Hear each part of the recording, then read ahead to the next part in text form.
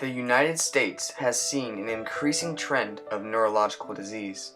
This is in part because of algal blooms which occur during warmer season. Water temperature over 25 degrees Celsius are optimal for algae bloom growth.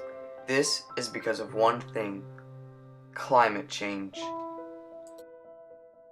Neurological diseases such as Alzheimer's and Parkinson's is occurring at an earlier age, and learning disabilities that affect children are definitely on the rise.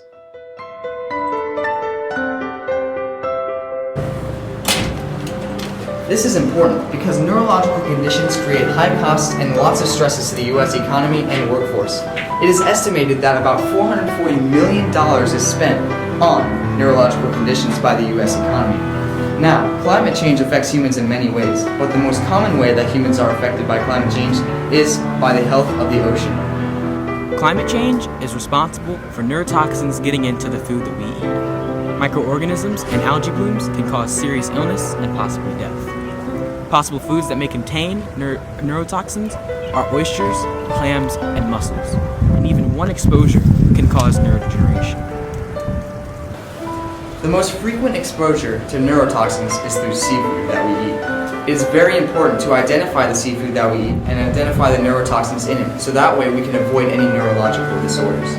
Some of these disorders include amnesia, irritation, numbness, diarrhea, respiratory paralysis, and more. It's also important to know that domoic acid exposure can impact the development of a fetus and can possibly cause epilepsy. If the toxins get into a fetus, the fetus is going to be too damaged. The fetus's brain is going to be too damaged than the mother, and it'll be slower to move out of the fetus's brain. Extreme weather has led to an increase in toxins, and algal blooms are continually growing in frequency, intensity, and location. Now, after a lot of extreme rainfall, phosphorus from agricultural runoff has contributed to the growth of toxic blue algae. And toxic blue algae is very deadly because this causes areas where animals cannot live, and these create what are called dead zones. Too much exposure to metal can lead to disabilities in children.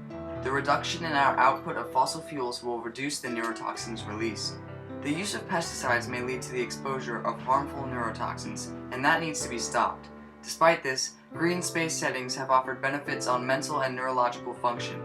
Adaptation strategies that encourage and allow walkable cities and exercise, increases in green space and urban forestry, and improved green building methods that reduce the potential for exposure to chemicals such as arsenic and lead that leach from buildings, all could contribute to the reductions in neurological deficits.